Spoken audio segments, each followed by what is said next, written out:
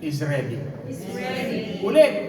My vision is ready. I-declare mo ng may conviction. I-declare mo na kumbinsido ka. Sige. My vision is ready. Ayan. Amen. Handa na ba yung blessing ng Lord? Yes. Okay. At tandaan mo yung dineclare mo, yan yung title, ha? Ah. Sabihin mo sa katabi mo, handa. Handa na yung blessing mo. Amen. Okay. Sige. Kasi ngayong hapon, ako naniniwala at nananampalataya. Okay. Sige. Kung sino lang talaga yung nandito, ipar sa akin yung mensahe. Praise the Lord. Okay. Sige. At bago natin tuloy-tuloy yung pag-aralan yung salita ng Diyos, I would like to invite everybody. Can we all close our eyes and bow our heads? We pray. Hallelujah. Amang banal na makapangyarihan sa lahat, na may lalang ng langit at lupa, sa pangalan ng iyong anak na si Jesus, at sa kapangyarihan ng iyong banal na Santong Espiritu sa hapong ito, Ama, itinatalaga namin sa iyong pagpalang kamay, pag-aaral ng iyong banal na papanayang salita, Panginoon, at ang aming dalangin buksan niyo ang aming kaisipan, ang aming kaunawaan, our spiritual ears and our spiritual eyes, at magrema sa aming mga buhay, ang iyong salita ngayong hapong ito. And Lord, panghahawakan namin ang mensahe mo, it shall come to pass in our lives. We are but convicted by the Holy Spirit through faith that indeed your provision in our lives are ready. Panginoon, salamat, maging sa iyong balingkod, itago sa likod ng krus, hindi ang aking kahinanang makita, bagkus ang iyong kalwalatian sa kalagitnaan ito. And Lord, hindi namin pinapahintulutan, anumang distraction ng kaaway, habang kami nandito, Panginoon, walang makakagambala sa amin, maging espiritu ng antok, hindi namin pinapahintulutan sa pangalan ni Jesus. At ngayong hapon, Panginoon, ihanda niyo ang aming puso't isipan na tatanggap ng inilaan niyo na pagpapala sa buhay ng bawat isa. At lalabas kami sa lugar na ito na tunay na lubos mong pinagpala. Salamat po, Ama. In Jesus' name we pray. Amen. Okay, sige. Basahin natin yung ating text. Ang sinong hindi nagbasa ngayong linggong ito, babawi kayo, mahaba yung ating babasahin text. Sige, Genesis chapter 22, verse 1 to 14. Yung mga hindi nagbasa ng Biblia, mahaba yung ating text ngayong hapong ito. Okay, siguro alam niyo yung kwentong ito, ano? Hindi pa? Sige, babasahin ko, ano? Genesis chapter 22 verse 1 to 14.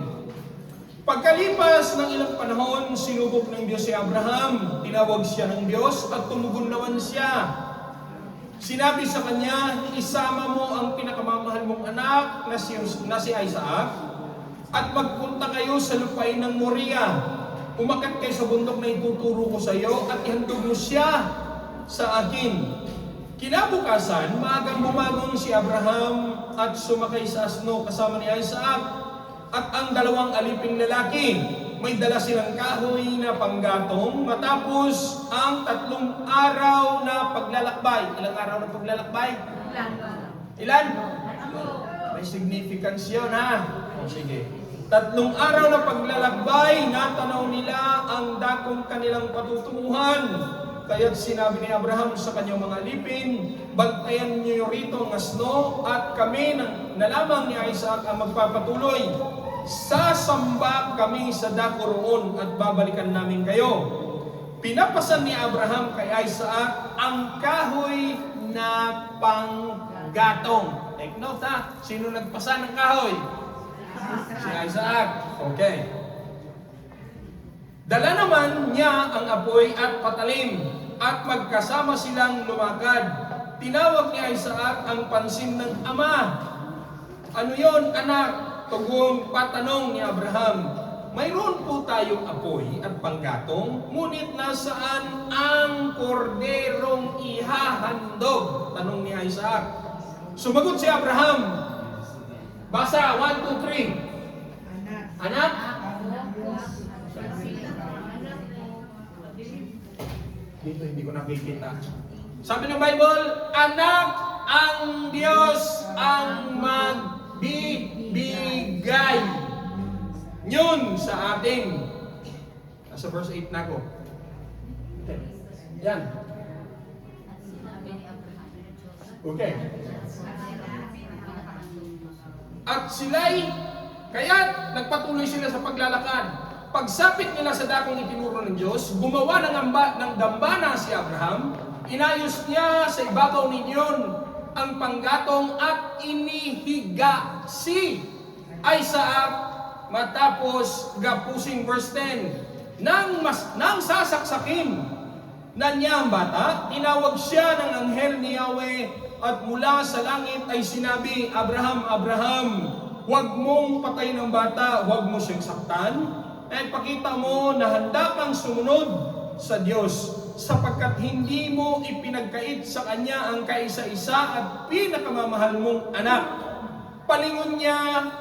Napalingon siya at may nakita siyang isang lalaking tupa na ang sungay ay nakasabit sa mga sanga ng kahoy. Ito ang kinuha ni Abraham at inihandog kapalit ang kanyang anak. Ang lugar na ito'y tinawag ni Abraham na Panginoon ang nagkaloob. At hanggang ngayon, sinabi ng mga tao sa bundok ni Yahweh ay may nakalaan. Praise the Lord for His word. Kasi yung verse 14 in other Bible, in other translation says, and Abraham called the place Jehovah Jireh. Okay, now. Okay, sige.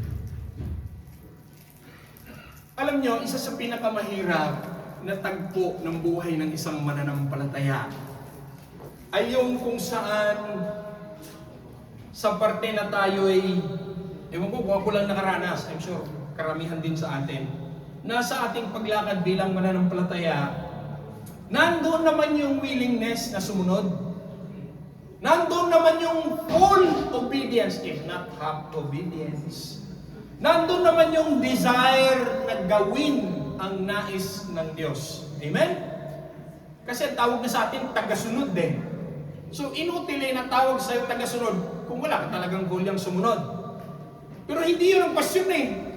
Ewan po, natanong yung sarili nyo na nasunod naman ako, nananalangin naman ako, buong puso naman akong gumagawa. Pero bakit wala akong makitang provision ng Lord? Bakit walang answered prayer?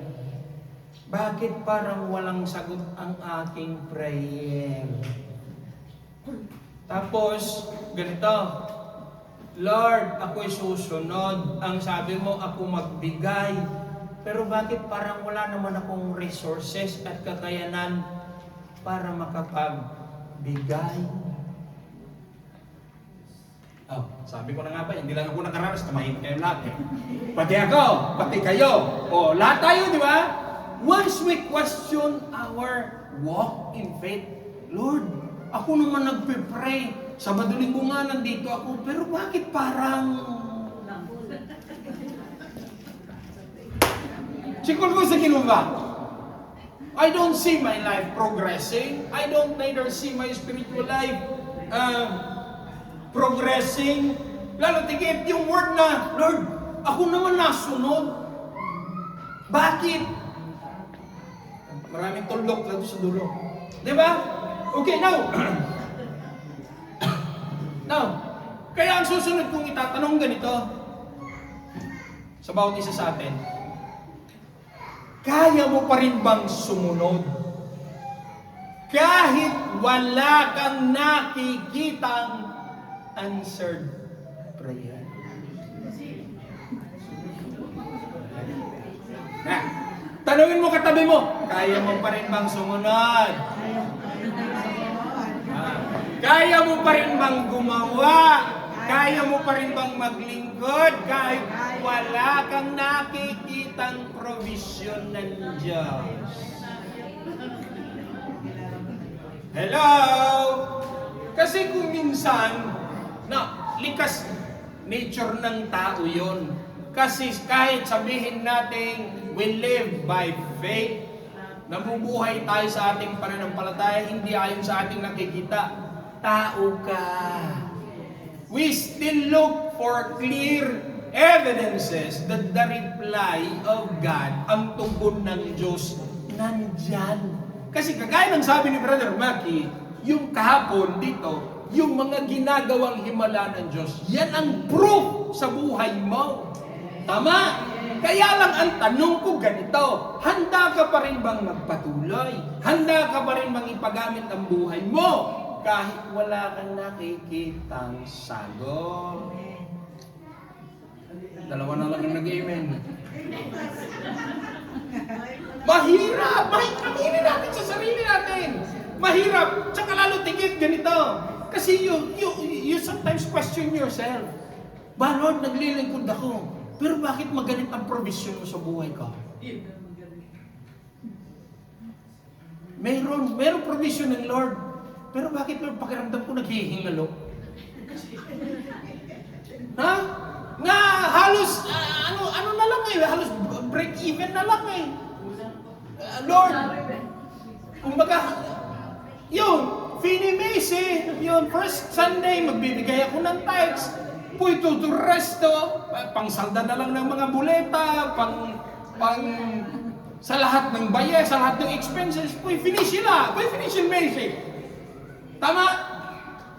Hello? Pero alam nyo, ganito, I would like to tell you one truth. Ganito po yan. Alam po ba nating lahat na ang provision ng Lord ibinibigay bago ka sumunod? Ano daw? Oh, na ganito. Ang provision ng Lord ibinibigay. Sandali, baliktad. Ang provision ng Lord ibinibigay hindi bago ka sumunod, kundi matapos kang sumunod. Sabi ng iba kanina, sabi ng ito,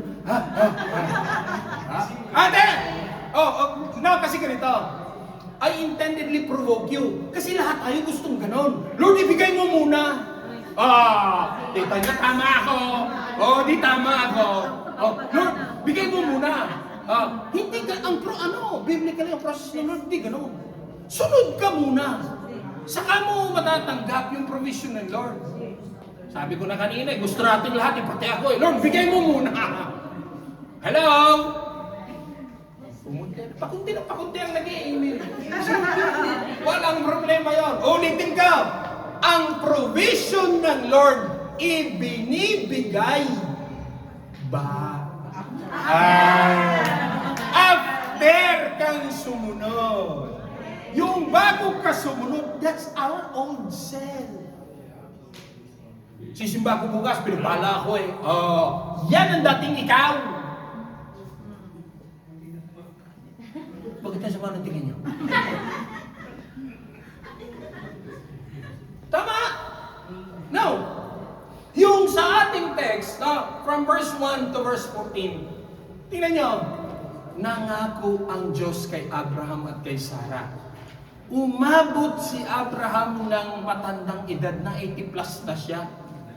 Saka binigay, when Abraham and Sarah reached 85, saka bumaba ang pangako ng Diyos.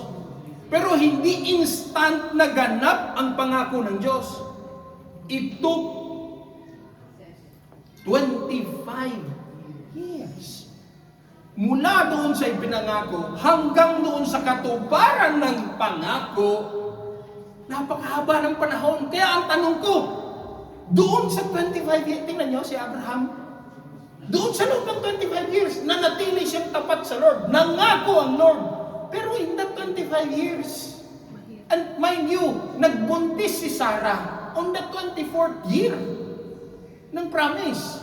Not on, ilang taon ba magbubuntis ang babae? 9 months lang naman eh. By the way, uguri sa mga mami.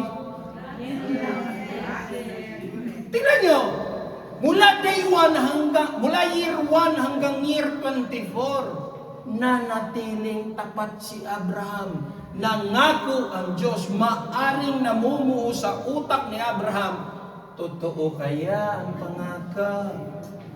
Kailan kaya mangyayari? Hello? Now, tingnan nyo. Si Isaac, regalo ng Diyos kay Abraham at kay Sarah. Pero bakit doon sa Genesis 22 verse 1, hiningi ng Diyos? Sabi, kunin mo ngayon ng iyong anak at iyong bugtong na anak na si Isaac. Hindi lang bugtong.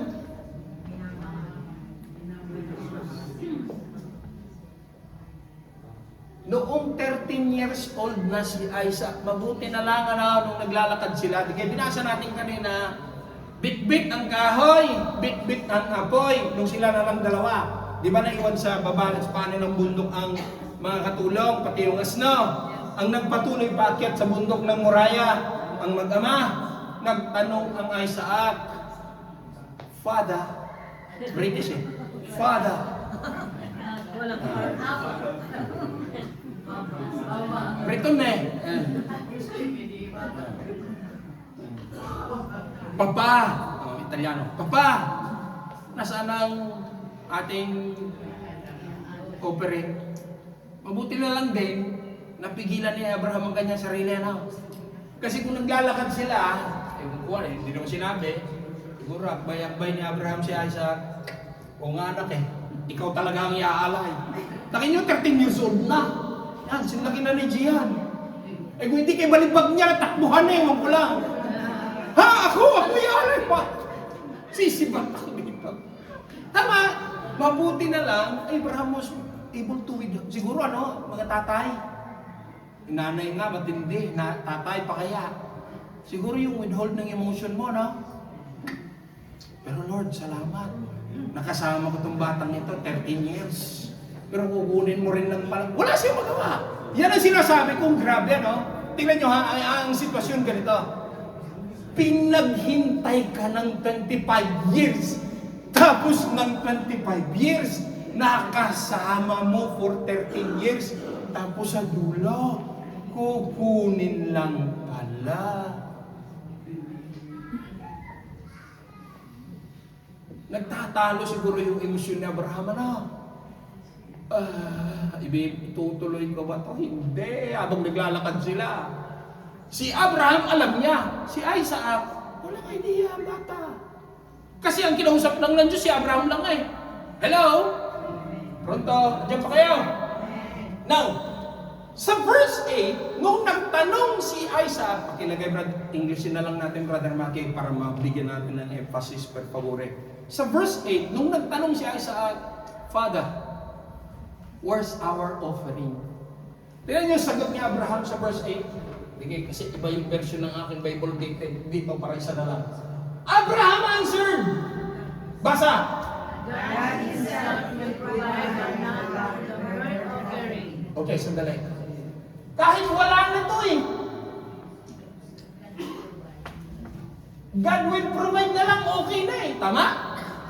Pero bakit? Ha? Bakit may kasamang himself? Bakit sinabing God himself will provide? Sandali ha. Hindi anghel ng Diyos ang magpo-provide. Kaya sabihin mo sa katabi mo, ang pangangailangan mo, God himself. Sabihin mo sa katabi mo, bulungan mo.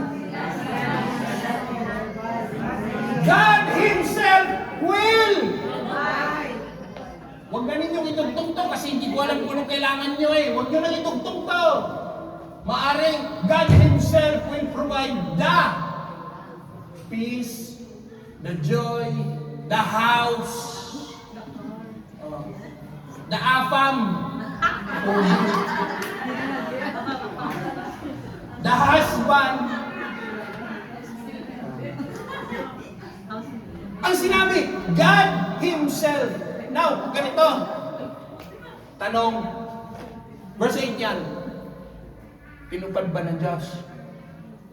Sigurado si Abraham God himself will provide. Ang tanong, tinupad pa ng Diyos. Yes. Kung sa first phase ng life ni Abraham, it took him 25 years bago makuha sa kanyang kamay ang pangako ng Diyos. Diyan, siya na mismo nagsabi, God Himself. Kasi napatunayan niya 25 years man akong naghintay, nakuha ko pa rin. Kaya hinihintay mong bahay, 5 years man yan, darating din yan. Amen. Amen. Kaya dito sabi, the Lord Himself will provide. Tatanungin ko kayo, tinupad ba ng Diyos ang kanyang pangako? Let's say yes. Hello? Bakit? Brother Maki, pakilagay verse 14. Doon pa rin, English pa rin. Tingnan nyo. Verse 14 po, per favore. Abraham named the place Jehovah. Kasi yung sa aking Bible, ang nakalagay dito, and Abraham named, ayan. Yeah. Okay? Hello? Kung babasahin niyo ang Biblia ninyo, mula Genesis, mula sa chapter 1 ng Genesis, this is the first time na kung saan binanggit ang pangalan. This is the very first time that this reference to God was mentioned in a context of sacrifice that the Lord Himself will provide. Hello? Kaya handa-handa mo yung sisidlan mo, ha? Ano bitbit mo? Sako ba yung bag? Anong handa mo ngayong araw na tao? Ha? Buslo! Yung pastor, buslo. Nalala niyo yung sa Pilipinas? Yung buslo ng lagayan ng palay. Tabungos sa amin, ang tawag. Halos 10 sacks ng rice ang magkasya niyan. Yung yari sa kawayan ay hinabi na yari sa kawayan. Sa amin, tawag dyan, tabungos 10 sacks ang magkasya dyan. Kasi bakit? Yari sa sawali yun. Yun, yari sa kawayan. Alam niyo kung bakit? Ano man ang dala natin yung hapong ito, regardless kung buslo, ano pa man, God has the capacity to fill it up. Amen? Okay, kaya ngayong hapon, using this text, tutuklasin natin para mas malalim nating maunawaan ano ba talaga ang ibig sabihin ng salitang ano ba talaga to? Hello? Nandiyan pa kayo? Okay. Okay. First, the provision of God is always ready. Ang provision ng Diyos para sa iyo at sa akin is always ready. Sandali ha, papaliwanag ko. Ang sabi dito, balik sa verse 8, Brother Maki. God, ang sabi, si Moses ang nagsabi sa kanyang anak sa verse 8, God will provide a lamb for the burnt offering. Si Abraham ang nagsabi, God will provide Himself. Sabi ko nga sa inyo kahit wala na to, okay na ako Hello? Kaya nga nung Biyernes, sabi ko sa kanila, sa aming set group sa Piltelo, ano yung sabihin niya? Ano yung sabihin nito? Ano yung sabihin nito? Hindi, baka yan. Ano yung sabihin nito? How do you find this? That's Father. Dito! Ano yung sabihin nito? Very good student.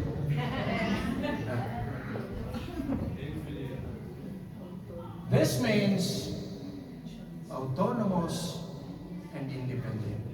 Pag dinugtong mo yung God the Father, The source, which is independent and autonomous.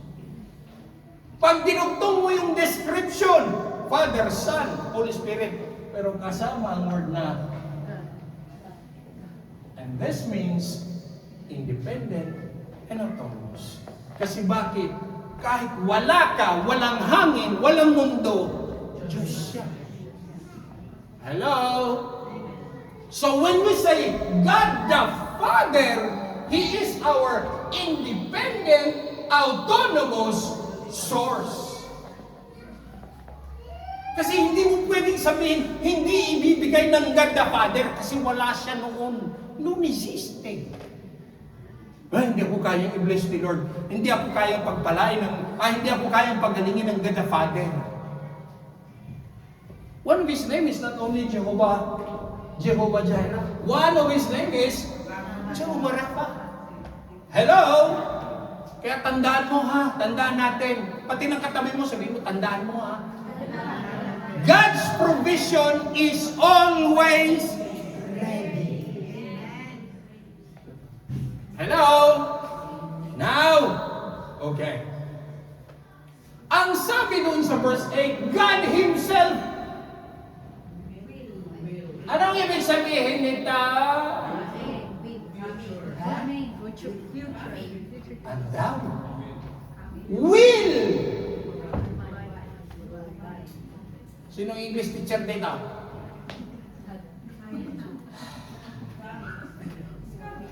By definition, will provide is a future. Sinulat ko para hindi ako magkamali. It is a future tense verb phrase indicating an intention or a promise to supply, to furnish, to make something available in the lakse. Future. Sigaw! Future. Kaya pag sinabing will provide, ang perspective ni Abraham, anak, magpo-provide ang Lord. Kaya tayo ganyan na eh. Sige, ang Lord mag-provide. Lord, I know you will provide. Hindi mo ba alam na ang provision ng Lord ready na? Kasi ang word na Jehovah Jireh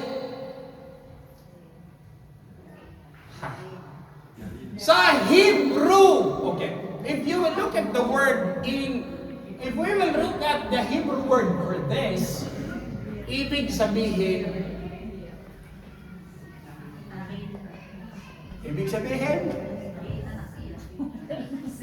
see it, God sees it.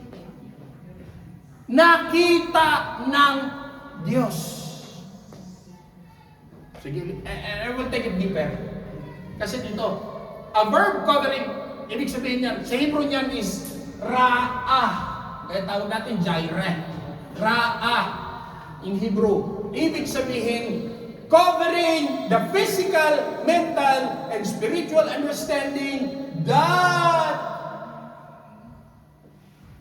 God sees it. Sa mas malalim na perspective sa spiritual, ganito. God already saw it.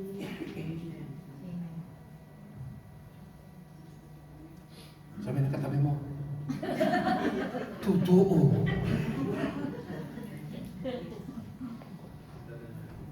So every time we declare Jehovah Jireh, the Lord sees it. Inaantok yung katabi mo. Sabi mo, bago mo pa kailangan. Sabi mo sa katabi mo. Na-provide na ni Lord. Amen! Hello! Kaya ho, ganito. Huwag mo na kayong pupalakpak. Look at me. Kaya ang ating Jehovah Jireh, our God is not a God of random generosity. ang Diyos, hindi dahil nakukyutan sa'yo, pinrovide ang kailangan mo. Linggo ngayon, ang cute-cute mo, ang bango-bango mo, bagong damit mo, pumunta ka sa church, bagong ligo ka. Nagplansya ka pa ng hair. Sabi ni Lord, ipibless kita ngayon. Hindi hugad yan. Our Lord is not, our Jehovah Jireh is not a God of random generosity. Because our God is not an impulsive God. Bago mo pa kakailanganin, hinanda na ng Diyos yan. Kaya napapansin mo, babait ka minsan, sasablay ka. Nagkulang ba ang Diyos?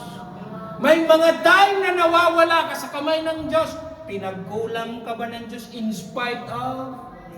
See? Because God doesn't have that random generosity. Hoy, 3 linggo nagsimba to, pagpapalain ko kaya ito, sabi ni Lord. Ay, hindi mo ganyan ang pamantayan ng Diyos. Hello? Now, ang ibig sabihin niyan, okay, since sinabi ko, ang karakter ng Lord, hindi random generosity. Ang karakter ng Lord is, kasi ayaw ko magkamali, ang pagpo-provide ng Lord is foresight. Alam niyo kung ano ibig sabihin ng foresight? F-O-R-E-S-I-G-H-T. Yung sabi nyo kanina, yung sinigaw nyo kanina? Future. Ang Lord, bago mo pa kakailanganin, pinrovide na. Tingnan nyo, umakyat ang mag-ama sa bundok, Moriah. Alam ng Diyos. Hindi naman itutuloy. Is really God interested about getting Isaac? Is really God interested about Abraham killing his son? Obviously not. Kaya bago nung paakyat pa lang sila, may inilaan na ang Diyos doon. Kaya bago ka pa na-esprato, may hinanda na ang Diyos na paglilipatan mo. Hindi ka kumijida. Saan kaya yun? Bago ka pa ilisensya ng kapo mo, may hinanda na ang Diyos na lilipatan mong trabaho. Amen. Mamaya, may testify ako. Okay. So, ibig sabihin, bago natin kakailanganin ang provision ng Lord, plansyado na lahat-lahat. Hinanda na lahat-lahat. Hello! And the Lord, kaya lagi nating sinasabi, and the Lord will see to it that He will meet our needs according to His glorious riches in Christ. Why? Hello? Bakit? Kasi po ang guarantee provision ng Lord nandyan na. Hello? Pastor, bakit yung akin hindi ko natatanggap? Antay lang ha, sandali ha. Pinoprocess pa sa langit. Okay, now, at hindi ko alam kung para kanino itong revelation ito, dahil pinilit kong baguhin ang teaching, hindi ko mabago-bago. For the last 2 weeks, I've been preparing another teachings, an alternative for this, because I really want to change it. Siguro nga, ito talagang kailangan nating lahat. Siguro may matindi ditong nangangailangan sa gitna natin. Hello? No, ganito. Can I hear amen for that? Amen. Parang hindi kayo parang ako lang nangangailangan. Lahat tayo, amen! Amen. No! Tapos ganito, kung minsan kasi, habang tayo nagpipray, nagpa-fasting pa nga kung minsan, Lord, parang wala naman lang yan. That's why, aminin mo sa sarili mo, tinatamad kang mag-pray. Yeah, you feel tamad. Pray pa ako. Hindi mo alam, kino-construct na sa langit ang bahay mo. Amen. Hindi mo alam, binubuo na ng Lord ang kotse mo sa langit. Amen. Alam niyo ba na ang lahat ng nangyayari sa natural before it comes into the natural realm, nangyayari muna lahat sa spiritual realm. And God said, let there be. Ba't ang sabi? And there was. Hello? Ay. Kaya kung minsan, nadi-discourage tayo manalangin, wala naman nangyayari. Hinanda na ni Lord. Sabihin mo sa katabi mo, lakaran mo na lang at kunin. Hello? Lakaran mo na lang at kunin. Oh, tingnan nyo. Ganito ha, example. Ito example. Sabi ko sa inyo, mag-example ako, practical. For the information of everybody. Ito. Kaya nga si Kuya Boy, nasa Pilipinas pa eh. Nagpapatay. Si Pastor, alala niya si Kuya Boy, nagpapatayo ng bahay sa Pilipinas. This is reality. No, because what I want to point out is this. Okay. Nagpapadala si Kuya Boy Pastor ng picture, di ba? Ito ang progress ng bahay natin. May bintana na, may bubong na, may bakod na. Ganito. Kasi nakita nila eh. Ganito. Sila na may-ari ng bahay. Ang nakikita nila sa structure, may bubong, may bintana, wala pang finishing touches. Wala pang landscape. Wala pang automatic na gate. Wala pang kotse sa garage nakapark. Parang ayaw nyo. Pero ako magsasabi sa inyo, yung architect na gumuhit ng plano ng bahay nila, bago niya i-draw, tama, engineer? Address engineer sa akin. Bago pa nakita ng may-ari ng bahay na itinayo ang haligi at nagkaroon ng bubong at nagkaroon ng bintana ang bahay nila, yung architect na gumuhit ng bahay, para sa architect, yari na. Nalbasan. Hello? Look at me. Look at me. Tingin lahat dito. Kaya kung si Lord ang architect ng buhay mo, tapos na. Hello? Kaya nga sabi ko sa inyo, lakaran mo na lang at kunin. Bakit kasi liliko-liko ka bagas? Bakit kasi lulubog lilitaw ka bagas? Bakit atras abante ka pa kasi? Hello? Pronto? Nandiyan pa kayo? Kaya kung si Lord ang architect ng buhay natin, tapos na, hinanda na ng Lord lahat, nakaset up na lahat yun. Tinawag ako, maglingkod ako. I-equip ka ng Lord. Lalagyan ka ng yung talentong meron na sa'yo, palulutangin ng Lord. Hindi ko kayang tumayo, nahihiya ako. Bibigyan ka ng Lord ng lakas ng loob. Ang gagawin ko dyan pag nag-exert ako, nangangatog ang tuhod ko. Di magtago ko sa likod ng pulpito, hindi namin makikita nangangatog ang tuhod mo. Pag nasa likod ka, hindi na makita tuhod mo nangangatog. I-equip ka ng Lord, bibigyan ka ng resources ng Lord. Hello?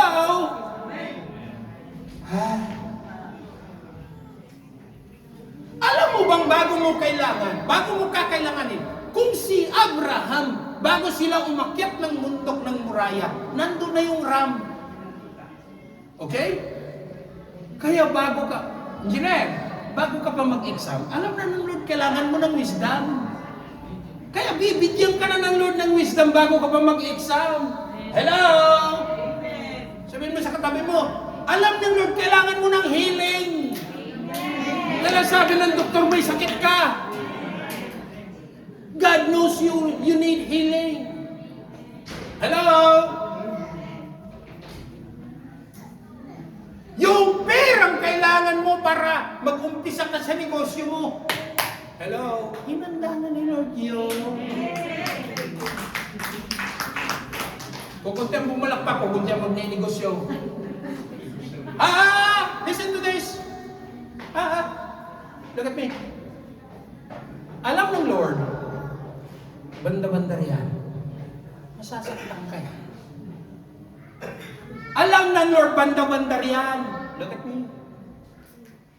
Masasaktan ka, tiiwanan ka eh. Kaya yung tapang at lakas ng loob, hinanda na ng Lord sa'yo.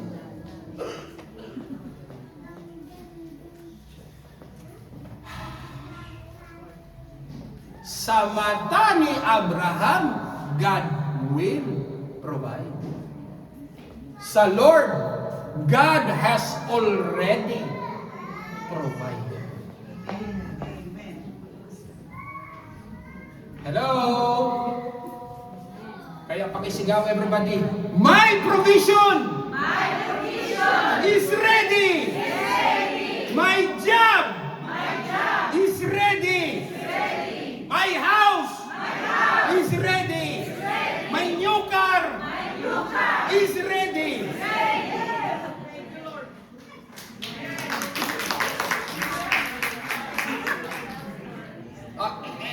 Eto, hindi ko pasisigaw sa lahat. Ibulong mo na lang. Ibulong mo na lang kung ikaw to. Yung afam ko, Lord, ready na. Hello? Now, look at this. Look at this. Look at this. So God, ibig sabihin, the Lord moves in anticipation. Bago ka makarating doon, hinanda na ni Lord. Kumbaga sa marathon, 50 kilometer run. Alam ng Lord sa kilometer 10, kailangan mo ng tubig. Hello? Marathon yun. Biblical example. Bago pa hinagis si Jonah, palabas ng barko, yung dilis naghihintay na. Alam nyo ba yun? Yung malaking isda naghihintay na itapon si Jonah sa tubig. Hello? Pronto, nandiyan pa kayo? Now, tingnan nyo. Ang mga Israelita, bago pa sila lumabas sa Egypt, nakahanda na yung dagat na hahatiin ng Lord. Pronto? Yung widow, tandaan niyo yung widow sa Serapat? Yung langis at harina, nagugunti. Bago pa dumating doon ng propeta, nakahanda na. Tandaan niyo yung propeta ang pinakain ng Lord. Anong ginamit ng Lord? Uwak. Anong dinadala ng uwak? Tinabayat. Pagkain niya. Kaya bago pa ako mauhaw, yung tubig nandito na. Grazie. Mainit, praise the Lord. Kaya tingnan nyo, Old Testament yung binanggit ko. Sa New Testament, alam ni Jesus, they will sail out the entire night, they will go out fishing. Alam ni Lord, wala silang mahuhuli. Kaya si Lord, bago pa sila sumamba sa pangpang, anong hinanda ni Lord? Ayaw na. Gets niyo ang sinasabi ko? Amen. Kaya bago ka dumating sa punto na yon, hinanda na ng Diyos ang resources na kakailanganin.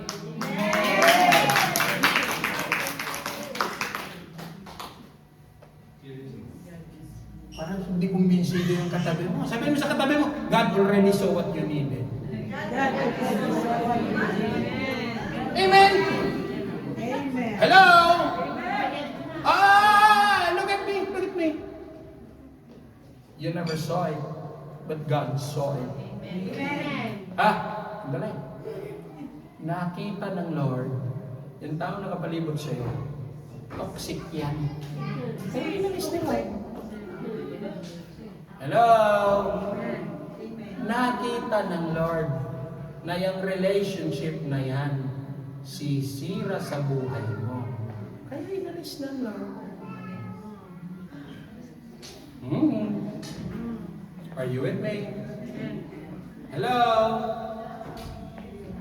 Sinasabi ko na nga ba eh. Check what ko sa ganun ba?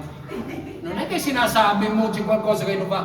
Bago mo pa naamoy, nakita na ni Lord, something is harmful for you. Kaya the Lord remove it personally. Hello? Isa lang yung mag-ray, isa lang yung pumalakpak.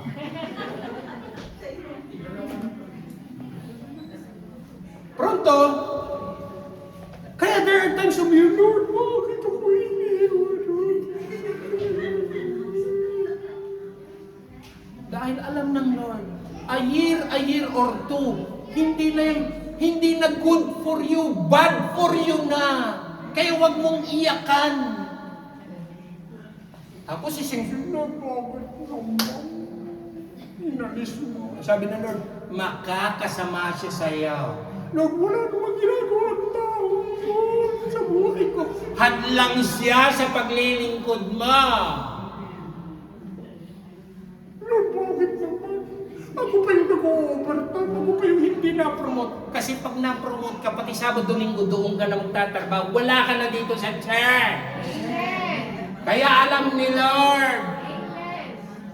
Lord, ako pa yung qualified.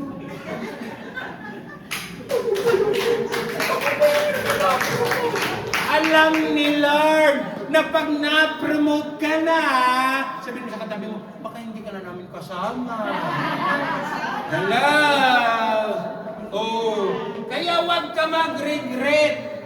Kaya Brother Maki, the first letter in the word there is letter R, number 1. The provision of God is always ready. And that brings us to number 2. That the provision of God is always accurate. Hindi advance, hindi late, hindi kulang, hindi sobra. Ha! Noong tumuloy maglakad si Abraham at si Isaac, tumuloy na sila. Ha? Hinanda na ni Abraham yung altar. Ginapos na ngayon si Isaac. Yun ang instruction ng Lord eh. Di ba? Ginapos na ngayon si Abraham. Hindi ko alam kung sa likod o sa harap. Siguro, dali, wag muna yan. Dinilatag na si Isaac sa altar. Sasaksakin na ng Lord ngayon. Ay, ni Abraham ngayon. Oh. Hinarangan siya ng Lord. Now, tingnan nyo. Ano dapat si Isaac? Di ba siya dapat ang offering, alay? Anong pinalit ng Lord? Ram. By the way, ganito ha. Ang ram, matandang sheep. Ang lamb, batang sheep.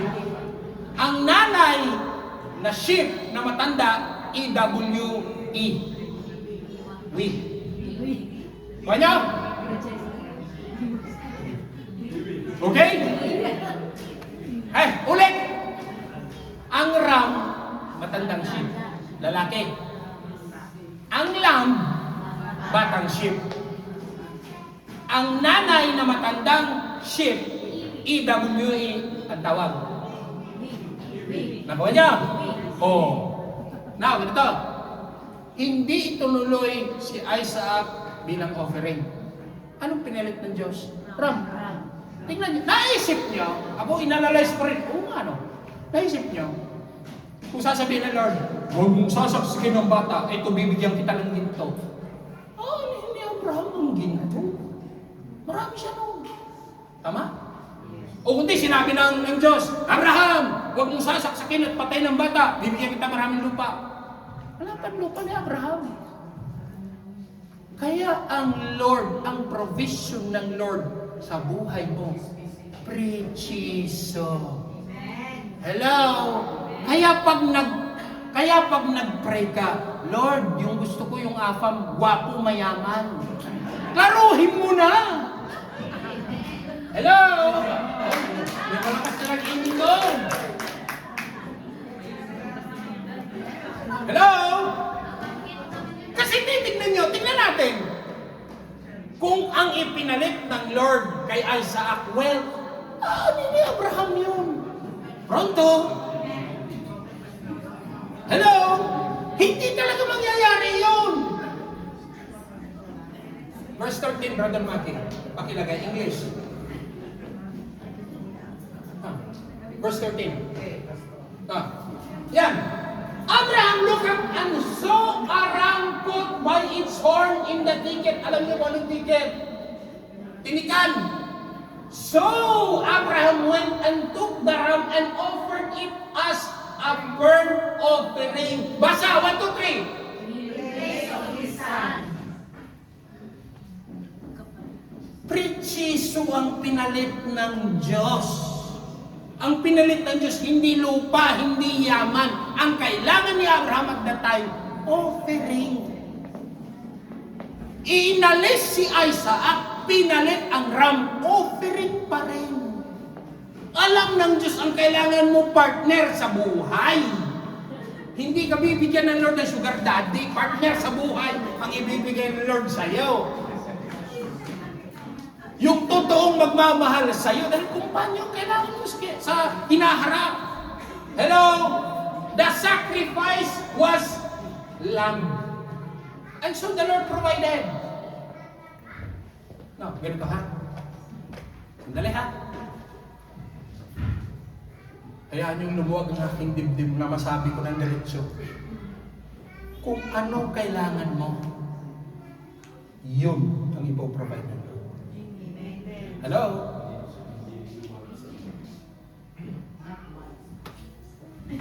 Ang sabi, need. The Lord will provide for all your needs. Kaya yung pinagpe-pray mong Elvin 6,000, hindi ka naman talaga ibibigay sa iyo yan. Luho na yan. Once na yan. Ang sabi ng Lord, magkasya ka sa MK na 1,000. Yan lang ang afford kong ibibigay sa iyo. Hello? Now, tingnan nyo. Kung anong kailangan natin, yun lang ang ipoprovide ng Lord. Kaya yung slide number 2 yata, number 1. Yung si Abraham tsaka yung ram. Kasi dalawa yung photo. Kasi may ginawa akong slide na kung saan yung ram, hindi yan, yung isa. Pangalawa. Kasi may hinanda akong slide na kung saan yung ram na nasabit yung kanyang ulo. Yan. Tingnan nyo. Yung ram nasabit ang sa saan? Sa tinik. Sa sanga. Tingnan nyo. Tingnan nyo ha. Do you think, sandali ha. Sandali. Patapusin nyo ako. Do you think aksidente ito na trap? Hindi. Inilaan na talaga ni Lord yan. Pronto? So, hindi yan aksidente kung bakit na-trap yan. Tingnan nyo. Sasaksakin na ni Abraham si Isaac. Sabi ni Lord, stop. Huwag mo sasaktan ng bata. Tapos, all of a sudden, meron. Okay. Dito ako magte-testimony. Hindi ko alam kung ako ang may authorization, pero hingi ako authorization sa kanila. Ganito. Kaya ang Lord, sabi ko sa inyo, ano sinabi ko pangalawa? The provision of the Lord is accurate. Hindi lang accurate kung ano ang kailangan mo. Accurate din ng Lord kung kailan mo kailangan. Now, with permission, nandito ang mga taong involved. Di ba, Teresa? Pwede namang aprobahan kasi una settimana prima. Kasi sa mga hindi mo nakakaalam, kumuha siya ng bahay. Tapos may tenure. Dapat, A15 yata. Dapat A15. Ma-approve na yung mutuo mo sa bangko. Kasi asta yun. Kasi ibabayad na yung i-release na solde. God would have released. God would have approved it in the bank a week before, a day before. Pero bakit, tanungin kita, Rachel, bakit problem will journal lang? Hindi ka rin nagtaka. Ito. Wala na, umuwi na ng Germany, but with permission. Ito, testimony ko rin.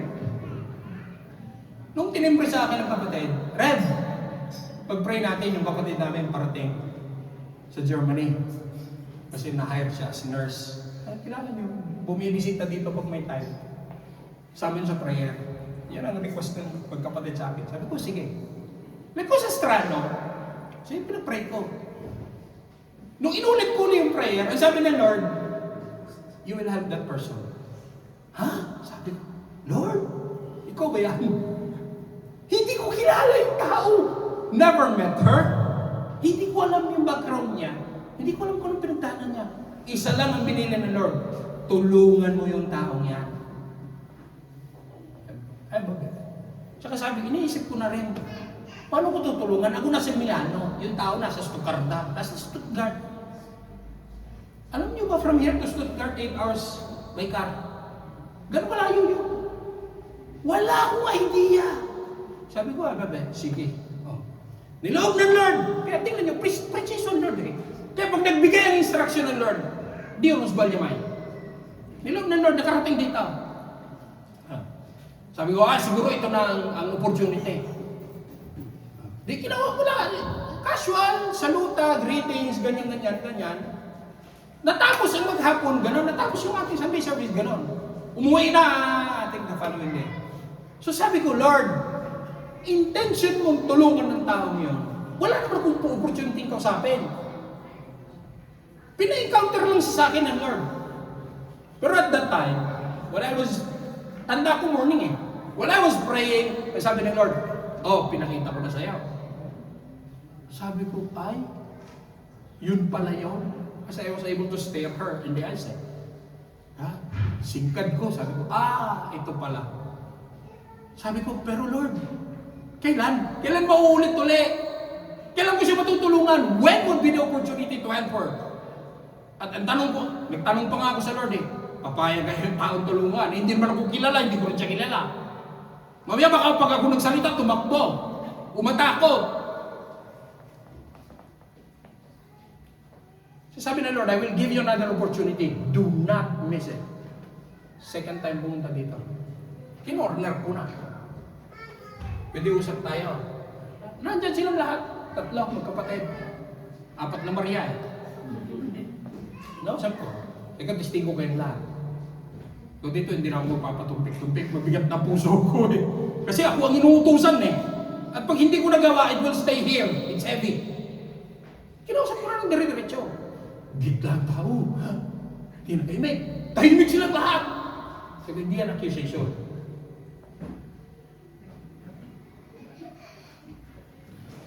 Pero itong biniling ko, nasa sayo na kung gusto mo lumaya o hindi. God was simply telling you, God wants to set you free. At hindi aksidente na pumunta dito para ma-inner healing because right after that encounter, naoperahan siya sa matres. Hindi niya makakayanang bitbitin lahat ng sama ng loob plus yung sama ng kanyang matres. Kaya inisa-isa dinitouch ng Lord sa buhay niya. Kaya maging ako ngayon ko rin naintindihan. Sabi ko, ay kaya pala. Ay sabi ng Lord, I will give you another opportunity to talk to the person. You minister to her. Obviously, nasa tao pa rin gustong lumaya o hindi. Ay nag-submit siya. Sige release lahat yun. Lumaya. Umuwi ng Germania, masaya. Dating ang sunod na balita. may problema ka sa mattress, ganito, ganyan, operahan. Kanya. Kaya hindi pwedeng pagsabay-sabayin talaga ng Lord eh. Bakit? Otherwise, tutumba ka. Hindi mo makakayanan. Kaya iisa-isahin talaga ng Lord yan. Kung kalma. And here comes another one. Di okay na lahat. At that time, nagre-recover pa lang siya. Magte-take siya ng licensure, nursing licensure exam sa Germany. Eh siyempre, wala siya sa physical condition para mag-exam. Panic na! Ano gagawin ko? Sabi ko, pasahin mo muna language mo, language exam. Ang licensure, sandali na lang yan. Nakaka-relate ako sa kanya kasi ganyan din nangyari sa akin. Yung TOEFL exam ko sa Amerika, B+. Yung aking licensure. Kaya hindi ako natuloy sa Amerika, nandito ako sa akin. Nakaka-relate ako sa kanya. Natapos ang kontrata niya, sabi ko, huwag kang mag-alala, matatapos ang kontrata mo. When God shut the door, He will open another one. Ay ngayon, glory to God. Kaya lang, ibigay ko na sa kanya yung permit dahil sinabi sa akin, hayaan niyo ako nang magrakonta. Wala na sa akin yun, nasa kanya. Hintayin niyo na lang, irakonta niyo sa inyo. But ayun, di ba nang sabi ko sa inyo, nagulat siya, hindi pa kami nag-usap. Sabi ko, di ba euro din ang kikitain ko? Eh di euro pa rin. Ibig sabihin, she will stay within the boundaries of euro. Sabi ko sa kanya, ibig sabihin, hindi ka uwi ng Pilipinas. Tuwa siya. Sino? Yung huli niyang punta dito, tama ho kayo. Ay, hindi ako si Lord. Because God will never be wrong in your life. Hello? Kaya ang Diyos, kung ano ang kailangan mo, kung kailan mo kailangan. God will never be late. Eto. Naranasan niya, yung pray ka ng pray, Lord, yung pagbayad ko na upa ng bahay, Panginoon. Bakit ko na-adjust na? Wala pa. Lord, 12 na. Engineer, yung pagbayad ko na ng exam, Lord.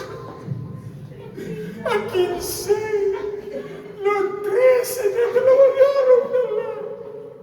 Wala pa. Tingnan niyo. But God will never be late. Preaching. Tingnan niyo. Bakit ito pinakita ng Diyos? Hindi nung umaakyat pa sila sa bundok. Nung nandun na sila sa bundok, nung ako nang sasaksakin. Tapos pray ka ng pray. Pagkas 15 na 14 na kayo. Tapos kinagabihan. Yung kaibigan mong matagal nang may utang sa'yo, tumawa. Ay, nakaluwag ako, babayaran ko. Kita tayo! Naalala ko may utang pala ako sa'yo. Uso ko ba yung pastor? Pag alam ko yung mga may utang, tatago na. Biglang tumawag sa'yo ngayon. Di ba yung profesyon na tumatawag? Nawalan ka ng trabaho, may nakakwentuhan ka sa auto, siya ka nagtatrabaho. Wala na. Ay, may alam akong sinura. Gusto mo? Badante ka pala, badante. Kaya tingnan nyo, God will never be late in your life. Tingnan nyo. Sana gabi pa lang, pinakita na kay Abraham ito. Tama? Di sana magana ang puso ng tatay siya eh. Di sana magana ang puso ng tatay. Ay, salamat, hindi ko papatay ng anak ko. Bakit hindi gano'n? Bakit yung iniintay mong pambayad ng akinse? Bakit proprio akinse dumarating? Not prima, not dopo. Bakit preciso? Tingnan niyo. Kasi kung pinakita ng Lord to, nung paakyat pa lang sila ng bundok, masaya si Abraham. Lumuwag sa puso niya. Pero walang transformation sa puso. Tingnan mo, pansin mo. Pray ka ng pray ng pera pambayad. A-10 na, A-12 na. Pansin mo sarili mo, hanggat hindi dumarating yung kapit mo sa Lord, pati paa eh. Lord, yung pambayad ko na pati, yapos mo poste, pati paa eh. Yapos mo si Lord eh. Pansin mo yan, ramdam mo sa sarili mo yan. Kasi ang danger ganito. Kasi baka kung ang blessing dumating ng maaga, baka malunod ka na sa blessing eh. Kung dumating ang promotion ng maaga, sasandalan mo ng promotion mo eh. Kung dumating ang pera ng maaga, mas magtitiwala ka na sa pera mo eh. Hindi na sa Diyos eh. Hello? Sabi ko kay Bunso, God will never be late in your life. Binigyan mo ako ng tanong na 90 days sa aking visa extension. See how good God is? Binigyan mo ako ng extension din sa aking tinitirhan hanggat makalipat ako sa bagong kong tirhan sa... Secret! Baka ako injectionan doon ng anesthesia noon. Hindi ko nasabihin sa inyo. Siya ang magsasabi. Oh. Kaya nasabi ko, Ate Rachel, bakit ko na hinihintay ng araw na yun ng broker sa'yo? Uy, ay sabi ni Brother Memay, ala ka Rachel, yung ginaw nating pera, kukunin na yun.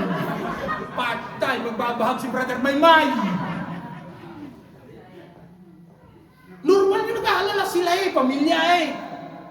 Pero tingnan nyo, God was not alive. Propio yung araw nito, mga broker kay Teresa.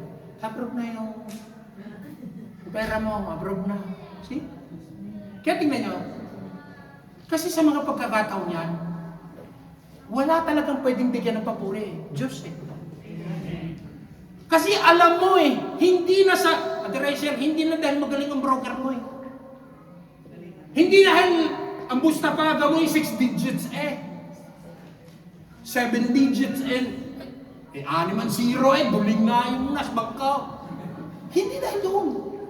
Because it was provided for by God. Hello? Kaya mabibigyan talaga ng papuri, Diyos eh. Hindi lakas mo, hindi runong mo eh. Sa ganitong point, ang Diyos mismo na-provide. Kaya sabi ng Isaiah, huwag mo na ilagay, Brother Maki. Isaiah 55 verse 8 and 9. Sabi ng Lord, for my thought is not your thought. At kung gaano kalayo ang agwat ng langit at lupa, ganun kalayo ang agwat natin ng ating kaisipan. Hindi natin singkad ang kaisipan ng Diyos. Sabihin mo sa katabi mo, na-imagine mo kung gaano kalaki ang blessing ng Lord para sa'yo. Yung iba nakaupo nagmumuni. Nagmumuni-muni na lang kung gaano kalaki ang blessing. Hello! Chatting na nyo. Hindi pinigilan ng Diyos si Abraham nung sasaksakin niya si Isaac. Hindi pinigilan nung itinaas. Hindi pinigilan nung tinali. Hindi pinigilan nung hiniga. Pinigilan proprio nung sasaksakin. Have you ever questioned why? Ha? Ano sabi ni Brother Maki dito kahapon? Wala. Surrender na talaga. Kaya tingnan nyo. Ito. Without offense to anyone. Lahat tayo dito Kristiyano. Lahat tayo dito naglilingkod. Marami Kristiyano, pagdating sa obedience, walang problema eh. Pagdating sa surrender, dyan tayo nagkakatalo. Hello? Sabi ko na walang amen eh. Pastor, preach it. Marami Christian, worker, pastor sa life. Pagdating sa obedience, walang question. Pagdating sa surrender, doon magkaiba. Madaling sumunod kung meron. Madaling sumunod kung beneficial. Madaling sumunod kung batya-batya ang pakinabang. Yan, tanong, nung hiningi ng Diyos si Isaac kay Abraham na hinintay ka ng 25 years, kaya kayang isuko? Kaya ang tanong ko sa bawat isa sa inyo, madali po bang sumuko sa Lord? Oh yes, Pastor! Sabi ng Lord, isuko ko na daw yung sakit karamdaman. Ay sige Lord, yun na! Lord! Ay sabi ng Lord, isuko mo na yung sama ng loob. Ay Lord, yung na. Sabi na, isuko mo na kasi yung galit mo. Ay, sige Lord, yung iyon na. Sandali. Tumawa siya din eh. Tingnan niya. Pero kapag ang pinapasuko ni Lord, hello? Pero kapag ang pinapasuko ni Lord, yung desire ng puso mo, yung liwaliw mo ng linggo, give up mo na yan, sabi ng Lord, para makasamba ka tuwing araw ng linggo. Pero kapag ang pinapasuko ng Lord, ang desire ng puso mo, hello? Tumawa si Adele. Hindi niyo tanda, today Mother's Day, hindi niyo pansin, for the past years, tuwing nagma-Mother's Day, tinatawag namin si Sister Rose. Sister Rose, lapit ka dito. Pag-pray ka namin.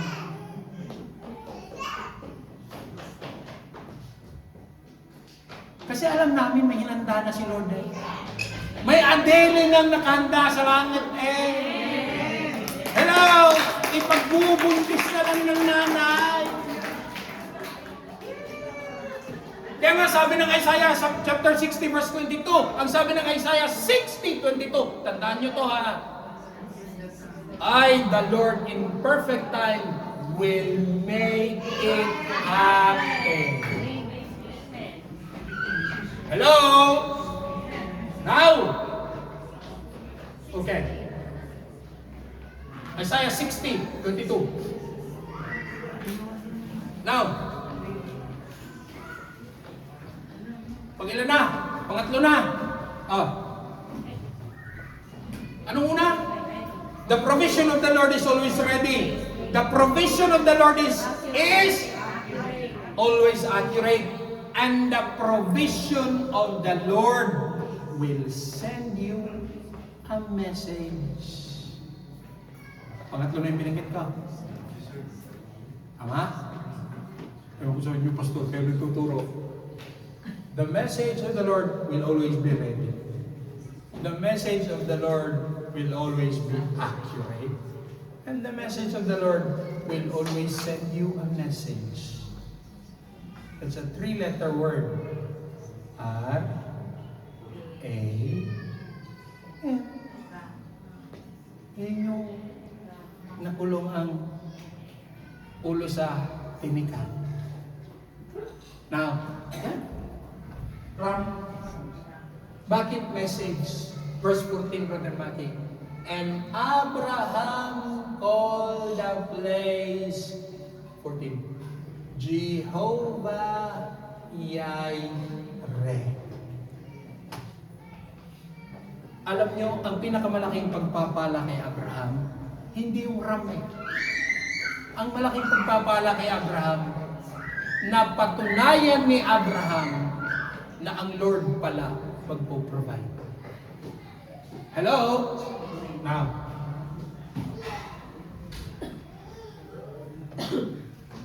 Kasi ang totoong message, mga kapatid, sa buhay natin, pag natanggap tayo ng blessing, kung minsan, kaya huwag tayo masyadong fixated ha.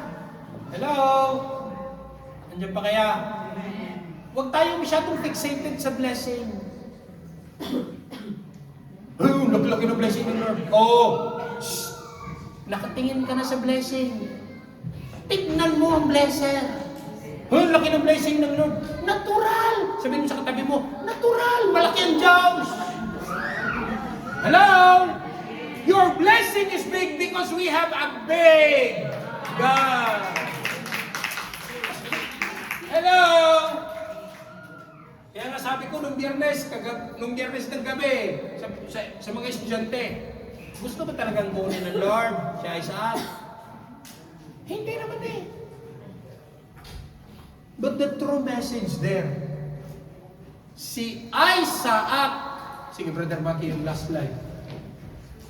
Si Isaac na tingnan niyo! Similar. Hello? Kita niyo? Kita niyo? Si Isaac nagbuhat ng kahoy. Paakyat sa bundok ng Moriah. May naalala kayo?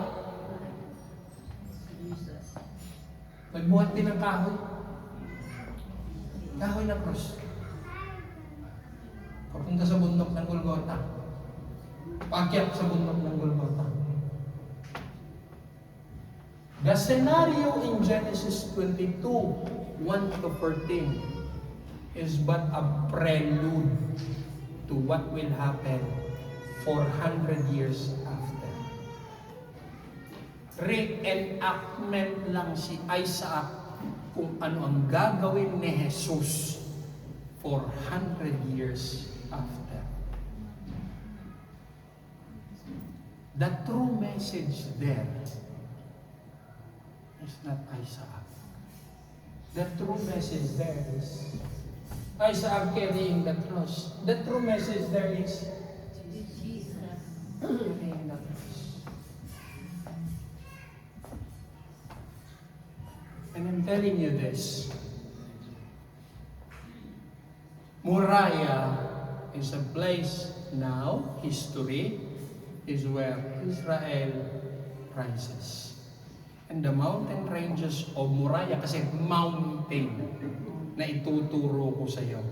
The same range where Golgotha stands. Yung isang slide ba tayo? Yung previous. Ang ram na ipit ang ulo sa tinig. Si Jesucristo nilagyan ang ulo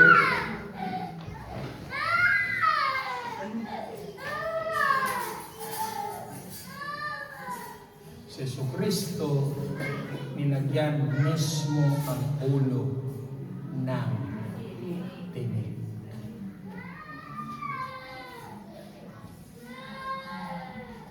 Kaya ikaw at ako, bago pa tayo sinilang sa mundo, ang sabi ng Bible, before the foundations of the world was laid, nakahanda na yung ating redemption.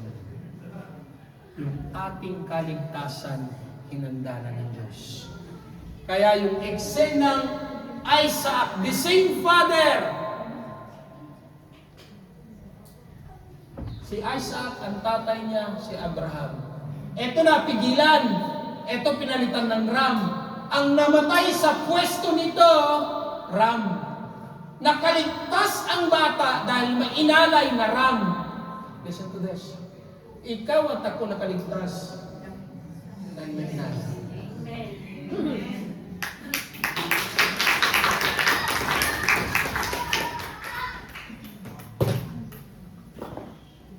Kaya ngayong hapon, ang ating kaligtasan hinanda na ng Diyos. Mawala tayo sa mundong ito, yung ating patutunguhan, hinanda na ng Diyos. I will not talk to that because future event yan. Now, tayo, ikaw, ako, bilang mga anak ng Diyos, lahat ng pangangailangan natin, walking daily in our faith, provided na ni Lord. Ang sabi ng Biblia, sapagkat tayo'y mga anak, binigyang karapatan maging anak ng Diyos. Hello? Sige, palakpakan naman. Kaya ngayong hapon, sabi ko kanina, huwag ka mag-regret. Kasi yung mga inaalis ng Lord, provision din ng Lord sa'yo. Alam mo, hindi kami natuloy nag-flight. Iniwas ka ng Lord sa aksidente.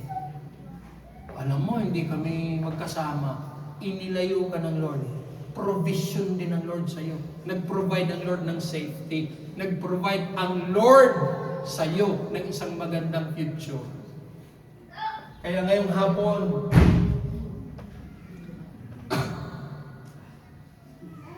hiningi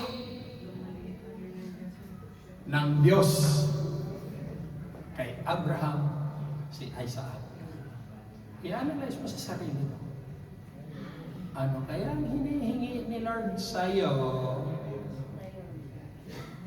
Si Isaac umabot 13 years old na hawak-hawak ni Sarah at ni Abraham. Ang iyong Isaac, ilang taon na? 10 years na hinihingi ng Lord sa'yo. Ang Isaac mo, ilang taon na? 15 years na. Sabi ng Lord, bitawan mo na kasi yan. Pakawalan mo na kasi yan. Taasan mo lang sabihin, it's not me talking to you. It's God convicting your heart. Let go.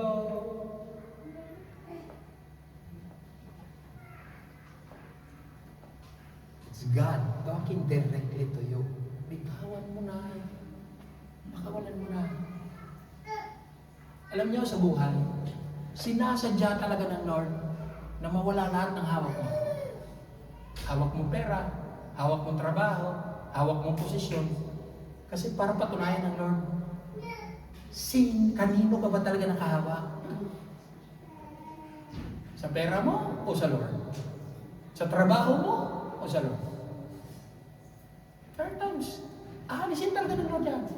Masabi mo sa sarili mo, Lord, walang-wala na ako. And it's but that time. Yung switch. Yung switch.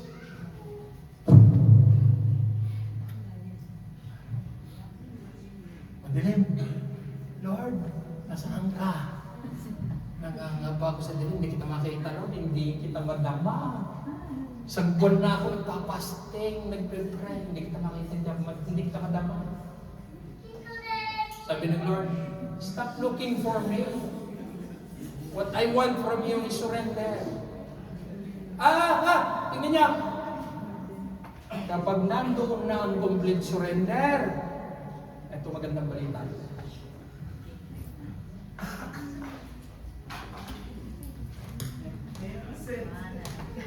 Ibabalik ni Lord ang ilaw mas maliwanag di prima. Amen. Amen.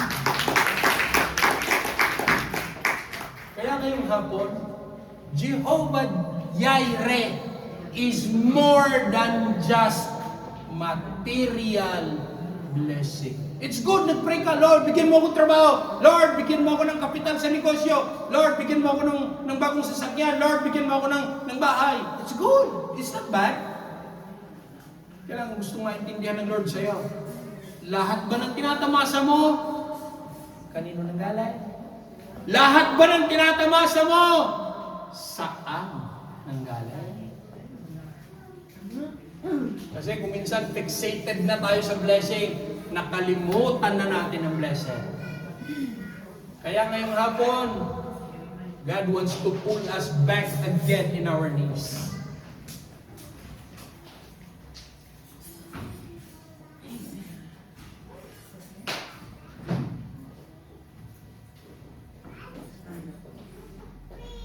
Sige, analyze mo buhay mo. As you close your eyes, sit down, sitting down. Everybody sit down. Sige, bitawan mo yung hawak mo. Let go. Anong hawak mo? Ayun, may mga nagsusulat pa sandali. Sige. Yung mga libero na, bitawan yung hawak niya. Let go of everything that you're holding. Close your eyes. Just close your eyes. Everybody. Begin.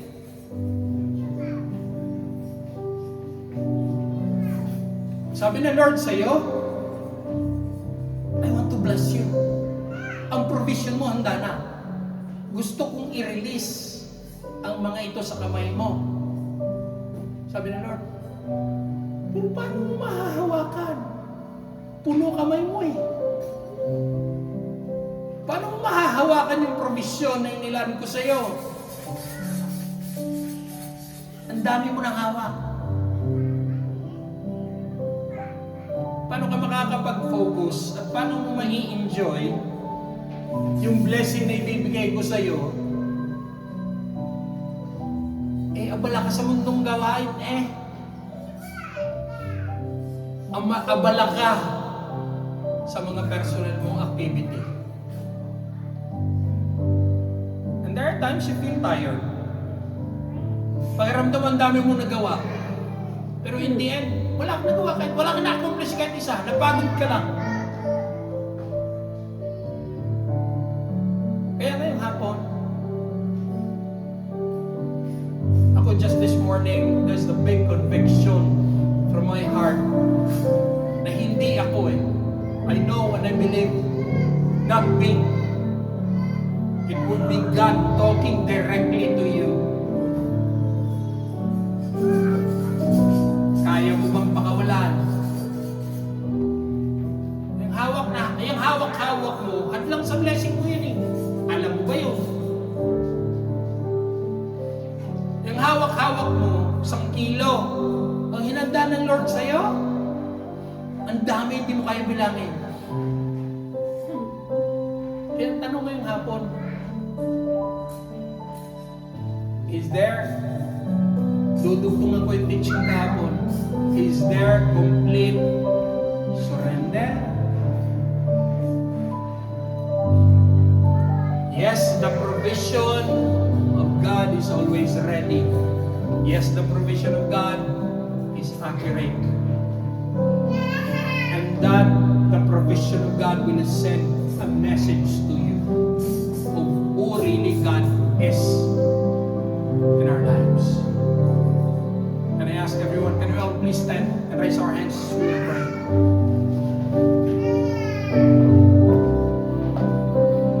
Hallelujah. Sige ho, taas ang dalawang kamay. Sa pagtaas ng dalawang kamay, tanda ng pagsuko. Hallelujah. Panginoon, salamat sa hapong ito. Sa pamamagitan ng iyong banal na Santong Espiritu, Lord, you directly spoke to us. Panginoon, salamat.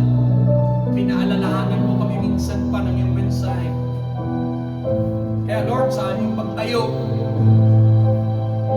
sa iyong harapan, taas ang aming dalawang kamay, tanda ng pagsuko, Panginoon, complete surrender. It is not but a mere obedience, but a complete surrender. Panginoon, pagod na rin naman na kami. Sawang-sawa na. Pagod na, hirap na. Kaya Panginoon, Lord, bibigay na namin siya lahat. Lahat kami nandito, Panginoon. Each and every one of us, basa mo ang laman ng aming mga puso. Alam mo, Panginoon, masasaktan kami sa aming bibitawan. Alam mo, Lord, iiyak kami sa aming pakakawalan. Pero Lord, alam namin, pag pinakawalan namin, makakabuti sa amin. At alam din namin, Lord, may mga win-and-hold ka sa amin. May hindi ka binigay. May hindi ka sinagot. Dahil mahal mo kami. Kami bilang mga magulang, alam namin, Lord, na kung ano makakasama sa aming mga anak, hindi namin binibigay. Kaya, ikaw din, Lord, alam namin na kung anong makakasama sa amin, hindi mo binibigay. Kaya, Lord, sa hapong ito, as we completely surrender and raise our hands, Panginoon, ilapat mo ang iyong palad sa mga palad na ito, Panginoon, sa hapong ito.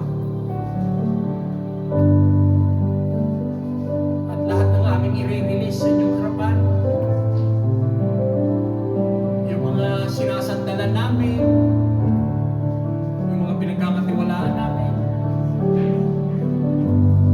yung mga akala namin magiging substitute mo sa aming buhay.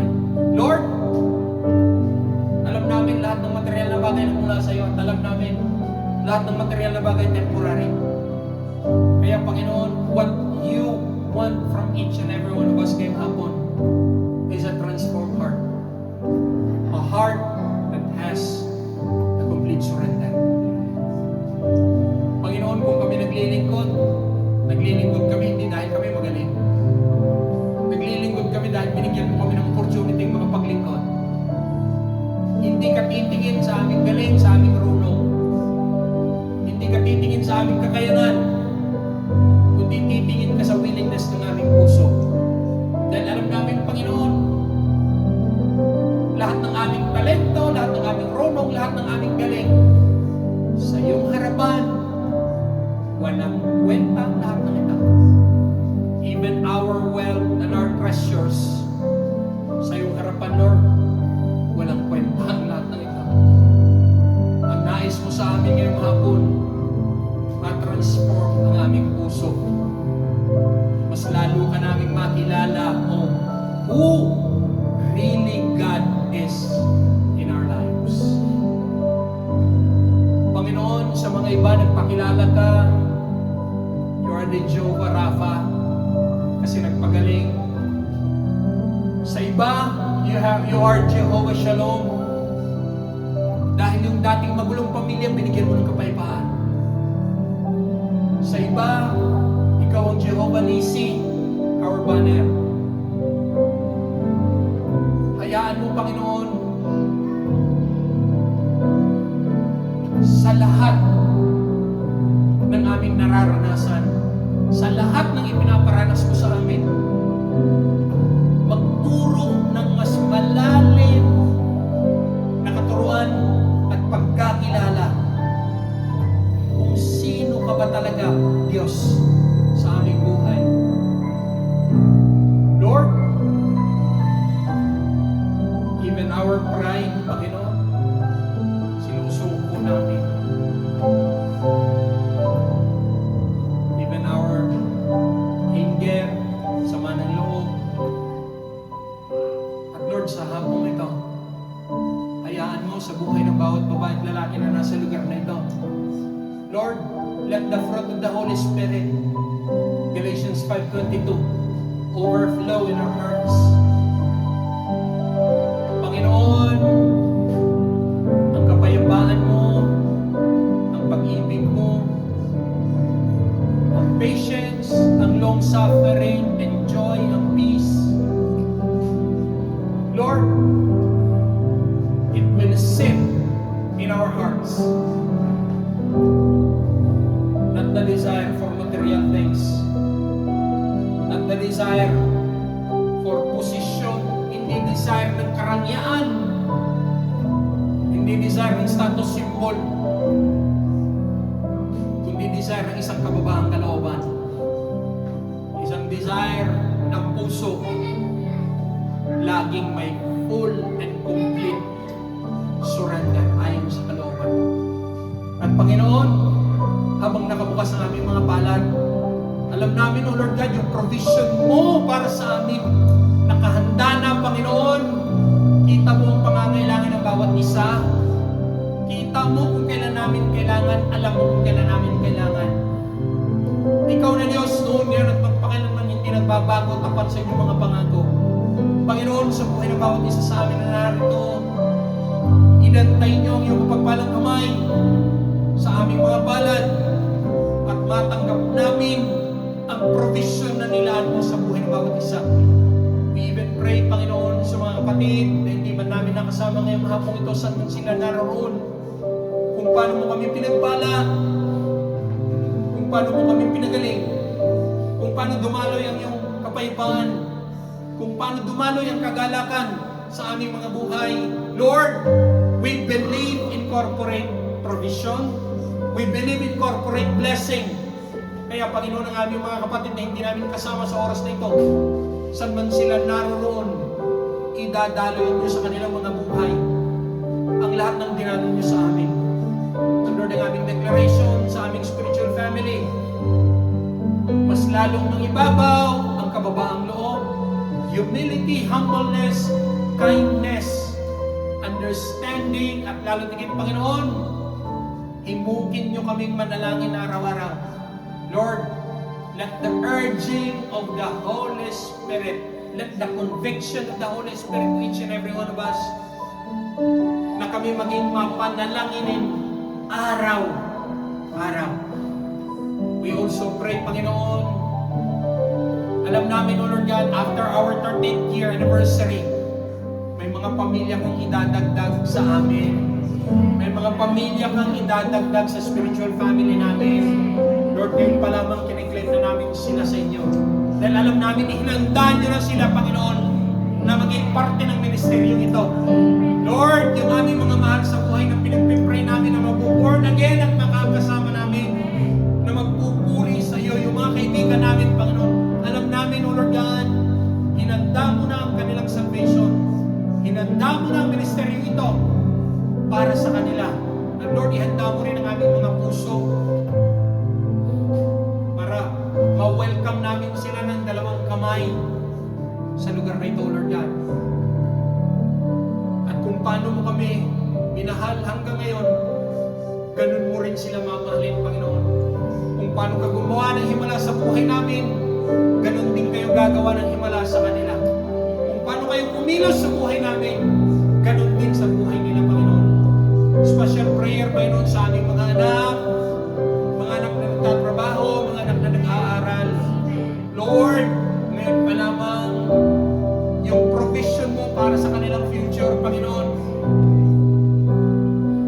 Hindi lang namin dinadalangin na makapagtapos sila ng pag-aaral, kundi, Panginoon, ang aming dalangin, manatili sa kanilang puso't isipan ang takot at pagkakilala sa iyo, Panginoon. Dahil alam namin, O Lord God, wherever they will go, wherever their career will bring them, Panginoon, sasamahan mo ang aming mga anak. Iingatan mo ang aming mga anak. And Lord, we even pray sa provision ng mga batang ito. Maging yung mga maliliit na mga bata, Panginoon, lalaki din sila, may takot at pagkakilala sa iyo. Dinideclare namin, maglilingkod din sila sa iyo, katulad ng mga magulang. At lalo tingin, Panginoon, isusuko din nila ang kanilang buhay sa inyo. Tatanggapin din nila si Jesus bilang Panginoon sa ring tagapagligtas. And Lord, salamat, maging, O Lord God, sa katagumpayan ng aming nalalapit na 13th year anniversary, Panginoon. Sa lahat ng mga taong dadalo, Panginoon, alam namin, maging sila, maging para sa kanila, hinanda mo yung kaligtasan nila, hinanda mo yung provision mo, yung blessing mo para sa kanila. You know who they are, Panginoon. Kaya Lord, ngayon pa lamang kami nagdi-declare, O Lord God, hallelujah, sa kabuuan ng aming spiritual family, patuloy as we step into the 13th year, mangyaring maganap ang plano niyo sa ministeryo ito. Panginoon, salamat sa hapong ito, sa lahat ng aming tinanggap, sa lahat ng aming tatanggapin pa, sa mga nakalaan na provision. Ngayon pa lamang, Lord, with gratitude in our hearts. Everybody shout, Lord, salamat. Sige, pasalamatan mo si Lord. Hindi pa man, say thank you, Lord. Lord, salamat. Panginoon, salamat sa provision mo. Salamat, makakapagtapos ang aming anak. Salamat, makakapagtrabaho ang aming anak. Salamat, Panginoon. Hallelujah. Dahil yung provision mo, ready na para sa amin. At Lord, kami nagdi-declare, lahat ng i-release mo sa langit, hindi maaagaw ng kaway. Salamat sa kagalingan. Hallelujah. At hindi maaagaw ng kaway sa pangalan ni Jesus, bagkus magkaroon ng katuparan sa aming mga buhay. Panginoon, inaangkin namin lahat ng itinaloy mo sa aming mga buhay sa oras na ito. At nang may buong puso, sa inyo na yung banal mo perituan lahat, ibabalik namin sa inyo kataas-taasang kapurihan, kalulatian sa pangalan ng natatali mong anak na si Jesus. And everybody shouts, Amen! Hallelujah!